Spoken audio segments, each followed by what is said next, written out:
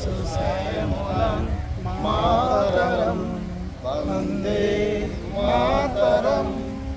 শুভ্রজ্যোৎস্না পুলকিত যামিনী কুসুমিত দ্রুমদল শোভিনী সুহাসিনী সুমধুরভাষিনী সদাং বরদং মাতরম বন্দে মাতরম বন্দে মাতরম। ভারত মাতা কি জয়, ভারত মাতা কি জয়।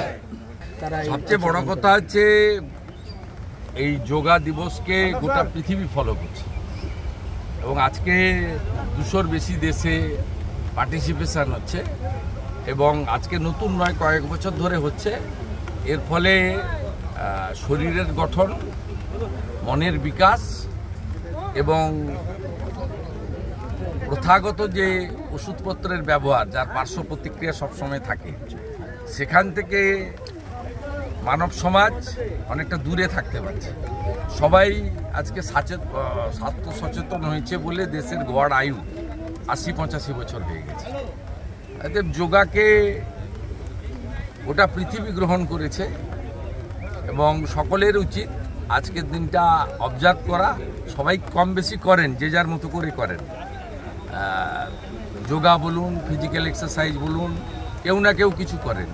কেউ সুইমিং, কেউ সাইক্লিং, কেউ ওয়াকিং। আমরা যেমন সুযোগ পেলে ওয়াক করি বেশি। তাই এরকম ফিজিক্যাল এক্সারসাইজ এবং যোগা এটা সবাই গ্রহণ করেছে। আজকে আমরা এখানে সৈকত নগরী এক্স সার্ভিসম্যান সেল বিজেপির যারা আছেন, অবসরপ্রাপ্ত সামরিক এবং আধা সামরিক কর্মী যারা, তারা এটা অর্গানাইজ করেছেন। প্রায় 100 জন মতো তাদের মেম্বার্স পার্টিসিপেট করেছেন। আমি গত বছর অ্যাটেন্ড করেছিলাম ওল্ড দীঘাতে, আজকে নিউ দীঘাতে অ্যাটেন্ড করলাম। ছোট্ট এবং খুব মিনিংফুল অকেশন।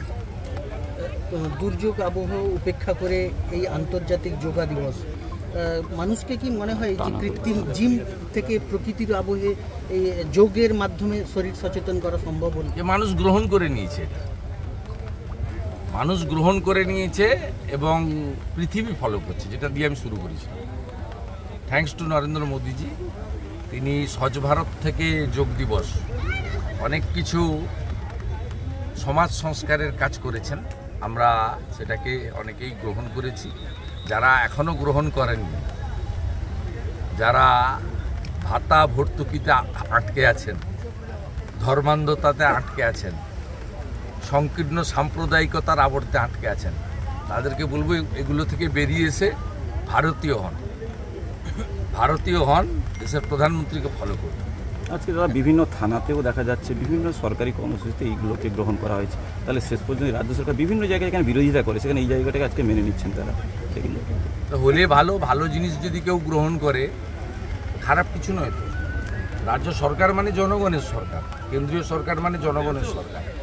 একটা পার্টি সিস্টেমে তৈরি হয়। কারণ আমি যে নন্দীগ্রামের এমএলএ, আমি ভোটের সময় একটা পার্টির এমএলএ ছিলাম, এখন সমগ্র নন্দীগ্রামের জনগণের এমএলএ।